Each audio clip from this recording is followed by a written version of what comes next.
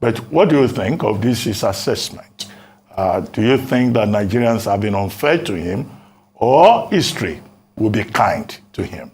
The president, having made his statement, he is the president of the Federal Republic of Nigeria.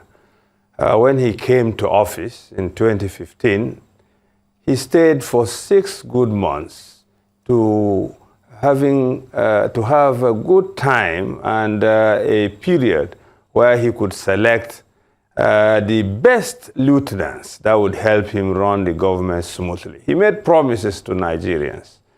Now we can judge him by fulfillment of those promises, if at all he performed well. He made lots of promises with regards to economy, and rather than improving the economy is worse off. Under his regime, it has never been this bad. When he came in, $1, I remember, was trading for about 198 naira. Today, $1 is 700 and something naira.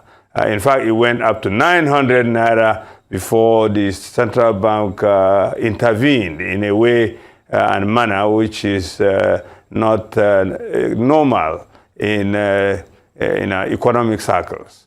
With regards to the security, when he came in, he made promises. He will end this, he will do that.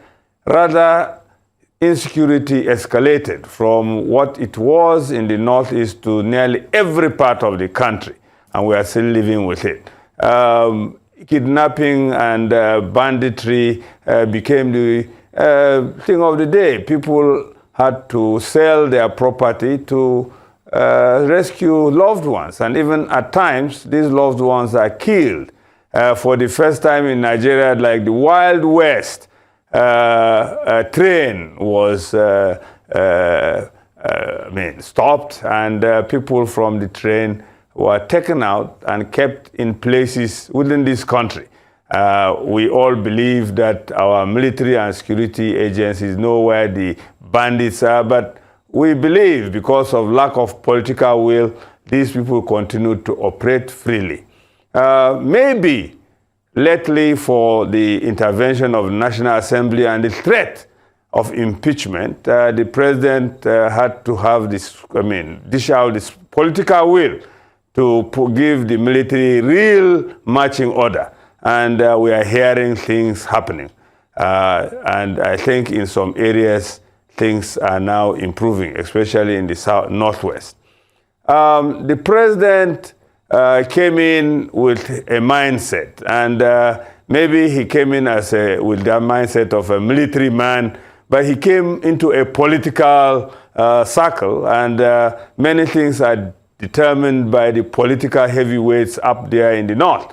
And because of that, nepotism became the rule of the day. It's possible the president wanted to do things right, but these people who brought him to power had and still have overbearing influence on him, and there was lots of, and there is still lots of nepotism, to the extent that critical areas and leaders in the security architecture are headed by one section of the country, and that had been a problem to everybody. So when you measure the president based on these indices, you would say that the president has not performed well.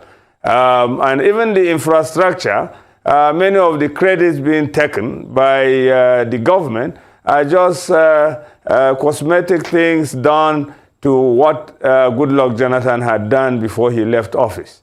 So Mr. President needs to look back and be objective and say, gentlemen, I came in with the intention of doing X, Y, Z, but I have failed, and I'm leaving the country worse off. But forgive me, I didn't come to do this. Unfortunately, the vagaries of government has brought all this on us. We pray that Nigeria will get out of it. I think that would have been a better statement which will appease Nigerians and would look at the president as somebody who really wanted to do the right thing but couldn't because of political pressure that has weighed him down and weighed his policies down. But by assessment, his government has not done well. I'd like to talk about insecurity.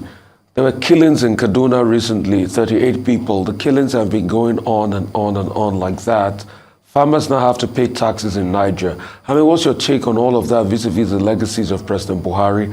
The infrastructural development, which is being applauded, and especially by the people in the presidency, not people outside, including even Bishop Kuka in his message. He said, yes, the man has made some achievements in infrastructure. But when you look at these developments vis-a-vis the pilferage, the stealing of our crude, that is the main source of the economic thrust of this country, that people are stealing more than we are exporting, and that we are living and surviving and also doing all this infrastructural, having this infrastructural gains as a result of borrowing, to the extent that this country is so indebted now that only God will tell when we'll be able to get out of debt. You can see that everything done it has been brought to nullity based on the fact that it is based and financed by borrowed money, while our crude is being stolen on daily basis, and no crude can be stolen without the connivance of our Navy that actually monitors ships that come in and go out. So we can say the stealing is by government.